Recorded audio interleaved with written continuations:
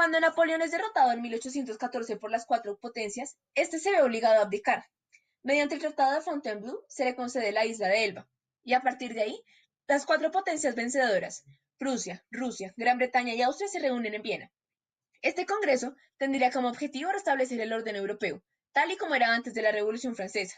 Gracias a esto, se establece el nuevo mapa europeo, el principio de legitimidad dinástica y el principio de intervención. Es así como se consolida la cuádruple alianza. El proceso de restauración en Francia comienza con la llegada de Luis XVIII al trono. Sin embargo, la revolución había dejado ideas de libertad en la gente, y ésta no estaba dispuesta a aceptar la restauración tan fácilmente. Ante esto, Luis XVIII debe implementar una constitución, siendo este el inicio de una monarquía constitucional en Francia. La constitución sería conocida como la Carta Otorgada, y en dicho documento se estipulaba que en el rey se concentrarían todos los poderes, pero que se estaba dispuesto a delegar algunos de ellos. El documento establecía la soberanía encarnada en el rey, y la división de poderes con el rey en la cabeza, el cual gobernaba con ministros nombrados por él.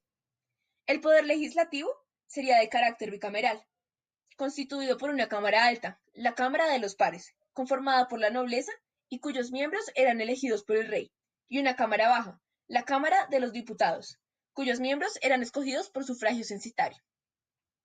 Para ser elector, se debía ser mayor de 30 años y pagar contribuciones tributarias que llegaban alrededor de los 300 francos anuales, una suma altísima para aquella época. Pero eso no era todo. Si se quería ser candidato, la edad aumentaba a los 40 y las contribuciones a 1.000 francos. Todo esto generó que hubiera un reducido número de electores, además de favorecer a la élite burguesa y mobiliaria.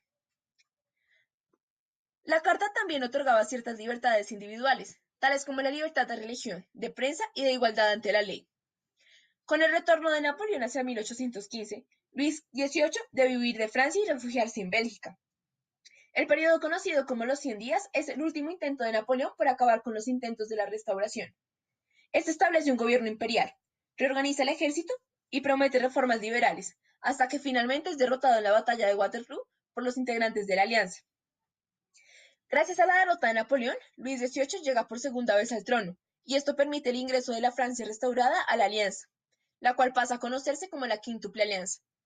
El apoyo del pueblo a Napoleón para su regreso le había dado una lección a Luis, por lo cual convoca elecciones para tener un parlamento más moderado. Además, gobernó mediante el uso flexible de la Constitución, buscando que su gobierno fuera tranquilo y pacífico. Logró la estabilización del país y la aceptación del regreso de los Borbones a Francia, hasta que finalmente muere en 1824.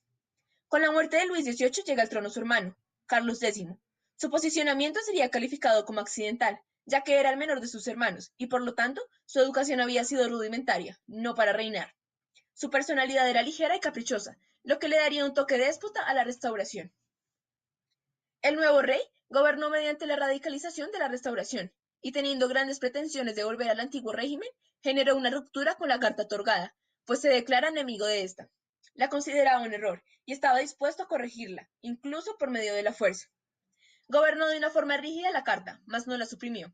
Todos sus ministros fueron ultras, es decir, ultramonárquicos que abogaban por restablecer el antiguo régimen, lo que significó mayor opresión hacia las partes más liberales del sistema político.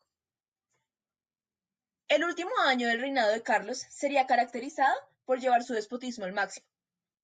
Lo que provocaría el estallido en contra de su gobierno sería la disolución de la Cámara de Diputados, cuando en las elecciones gana la oposición.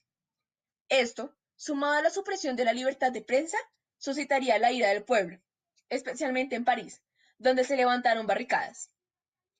Las protestas que se generaron a raíz de esto, del 27 al 29 de julio de 1830, serían conocidas como las Tres Gloriosas, y serían las que forzarían a Carlos X a la abdicación, dando así fin al proceso de restauración.